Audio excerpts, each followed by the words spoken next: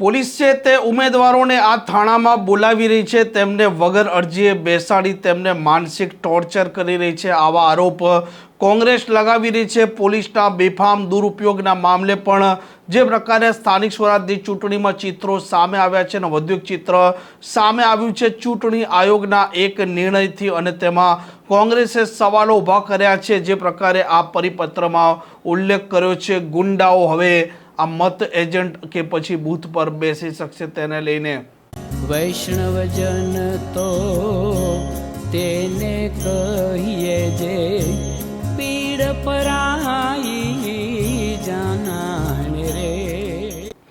નમસ્કાર, આપ જોઈ રહ્યા છો નવજીવન ન્યૂઝ અને હું છું આપણી સાથે તોફિક ગાંચી। જે પ્રકારે સ્થાનિક સ્વરાજની અત્યારે ચૂંટણીનો માહોલ છે અને વિપક્ષના નેતાઓ વારંવાર આરોપ લગાવી રહ્યા છે કે પોલીસ છે તે બેફામપણે આમ આદમી પાર્ટી હોય, કોંગ્રેસ હોય કે અપક્ષ ઉમેદવારો હોય તેમને ધમકાવી રહી છે, તેમને ખખડાવી રહી છે। પ્રથમ વખત તેમને દમ મારી તેમના ફોર્મ પરત ખેંચવામાં આવ્યા અને વધુ એક વખત કોંગ્રેસ અને આમ આદમી પાર્ટીનું કહેવું છે કે ઉમેદવારોને પોલીસ સ્ટેશન બોલાવવામાં આવે છે અને તેમને બેસાડી રાખવામાં આવે છે, તેમને માનસિક રીતે ટોર્ચર કરવામાં આવે છે અને પોલીસ છે તે અત્યારે અલગ અલગ થાણા વિસ્તારોમાં સક્રિય થઈ છે અને વધુ એક પરિપત્ર ચૂંટણી આયોગે અત્યારે કર્યો છે અને તેને લઈને કોંગ્રેસે પણ સવાલો ઊભા કર્યા છે, કેમ કે અત્યાર સુધી જે પ્રકારે નિયમ હતો કે આ મતદાન એજન્ટ તરીકે કે મત ગણતરી એજન્ટ તરીકે કોઈ પણ ગુનાહિત ઇતિહાસ ધરાવનાર વ્યક્તિ છે તે બેસી નહોતા શકતા, તે કામ નહોતા કરી શકતા। હવે તે જે પ્રકારની આ નિયુક્તિ હતી તે હવે રદ કરી દેવામાં આવી છે। હવે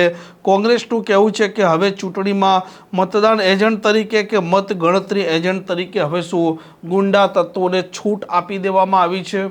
ગુજરાતમાં મહાનગરપાલિકા, નગરપાલિકા, જિલ્લા પંચાયત, તાલુકા પંચાયત ની ચૂંટણીની અંદર જેવી જાહેરાત થઈ તે દિવસથી ભારતીય જનતા પાર્ટીના શાસકો દ્વારા ચૂંટણીના પરિણામો પહેલાં જ બેઠકો હડપવા માટે, સત્તા આંચકી લેવા માટે ગુંડાગર્દી, ધાક ધમકી, ધનબલ બાહુબલનો સદંતર ગુજરાતની અસ્મિતાને કલંક લાગે તે પ્રકારના હથકંડા અપનાવ્યા। ઘણી જગ્યાએ તેઓ એ હથકંડામાં સફળ પણ થયા અને મોટા પાયે આતંકનું વાતાવરણ સર્જીને કોંગ્રેસના અનેક ઉમેદવારોને ખરીદવા માટે, ફોર્મ પરત ખેંચવા માટે જે પ્રકારના એમને ગુંડાગર્દી, પોલીસ તંત્રનો દુરુપયોગ, એસઓજી, લોકલ ક્રાઇમ બ્રાન્ચ, અસામાજિક તત્વો અને વહીવટી તંત્રને ખુલ્લું મૂક્યું એ આપણે ગુજરાતે તમારા માધ્યમથી જોયું। રાજ્ય ચૂંટણી પંચને અમે વારંવારની રજૂઆત કરી, એ કલોલની ઘટના હોય, સુરતની ઘટના હોય, સુરેન્દ્રનગરની ઘટના હોય, રાજકોટની હોય, ભાવનગરની હોય, રાજ્યના કોઈ પણ ખૂણે જે પ્રકારની તમામ વિગતો સાથે અમે રાજ્ય ચૂંટણી આયોગને રજૂઆત કરી, પણ આજ દિન સુધી રાજ્ય ચૂંટણી આયોગ દ્વારા એક પણ પ્રકારના નક્કર પગલાં ભરવામાં ન આવ્યા, જે સૌથી લોકતંત્ર માટે ચિંતાનો વિષય છે। પોલીસ તંત્રના સતત જે પ્રકારના પ્રયાસો થયા, અમે રજૂઆત કરી છતાં પોલીસ તંત્રએ જે પગલાં ભરવા જોઈએ એ પગલાં પણ ન લીધા। અમે કીધા પછી ગુંડા તત્વો ઉપર કાબૂ કરાવવાનો એટલે ગુંડા તત્વોનો છૂટો દોર ચાલુ રહ્યો અને હવે ચૂંટણી આયોગ અમે આક્ષેપ કરતા હતા એની બદલે હકીકત કરતું ચૂંટણી પંચે પોતાનો જ પત્ર રિલીઝ કરી દીધો છે। સંપૂર્ણપણે એમની સૂચના 23 એપ્રિલ 2026 રાજ્ય ચૂંટણી આયોગનો પોતાનો પરિપત્ર, જે પરિપત્રની અંદર ગુજરાત માટે ચિંતાનો વિષય, 26મી તારીખના મતદાન માટે ચિંતાનો વિષય, કારણ કે ચૂંટણી આયોગની ફરજ બને છે કે ફેર એન્ડ ફ્રી ઇલેક્શન કરવું, ડર અને ભય વિના દરેક મતદાર પોતાનો મતાધિકારનો ઉપયોગ કરી શકે। એનાથી ઉલટું રાજ્ય ચૂંટણી આયોગે પરિપત્રમાં સ્પષ્ટ લખ્યું છે કે નિયુક્ત કરવામાં આવનાર ચૂંટણી એજન્ટ ઓબ્લિક મતદાન એજન્ટ ઓબ્લિક મતગણતરી એજન્ટ પર કોઈ પણ જાતનો ગુનો નોંધાયેલો ન હોવો જોઈએ કે ગુનાહિત ઇતિહાસ ધરાવતા ન હોવા જોઈએ। આ જોગવાઈ પહેલા હતી, એ જોગવાઈને તેમને સંપૂર્ણપણે રદ કરી નાખી છે એવું ખુદ ચૂંટણી આયોગ કહી રહ્યું છે। આ એમનો જ પરિપત્ર દેખાય કે રાજ્યમાં ભારતીય જનતા પાર્ટીના ઇશારે ગુંડા તત્વો બૂથની અંદર અને બૂથની બહાર મન ફાવે તે રીતે વર્તી શકે। મતદાન દરમિયાન અને મતદાન પછી મતગણતરીમાં પણ ગુંડા તત્વોને કોઈ પણ હિસાબે બે રોકટોક જે મનમાની કરવી હોય તે કરી શકે. આ દેખાડે છે કે અમે અત્યાર સુધી કહેતા હતા કે રાજ્યનું પોલીસ તંત્ર, વહીવટી તંત્ર ભાજપાના ખેસ પેડા વિનાના એજન્ટ તરીકે કામ કરે છે.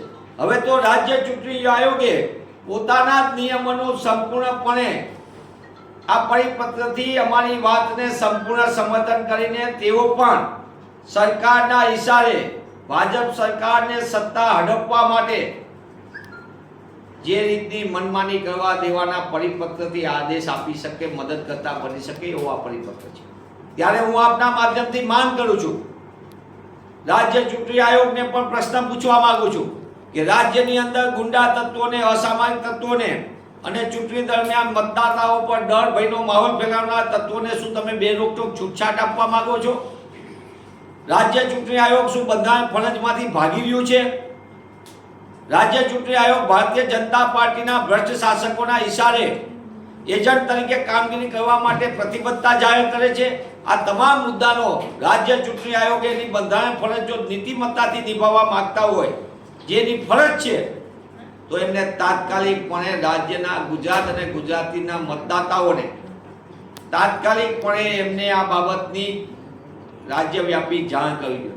હું પુનઃ એ વાતને દોહરાવું છું કે રાજ્ય ચૂંટણી આયોગ જે પરિપત્રમાં જે જોગવાઈ હતી, ભય ડરનો માહોલ વાળો, જે રીતના ગુંડા તત્વો, અસામાજિક તત્વોને એમાંથી પણ તે લોકો જે રીતે સંપૂર્ણ છૂટછાટ આપે છે એ દર્શાવે જ છે કે રાજ્યની અંદર મતદાતાઓને ડર અને ભયના માહોલ વચ્ચે મતાધિકારનો ઉપયોગ કરવા મળશે.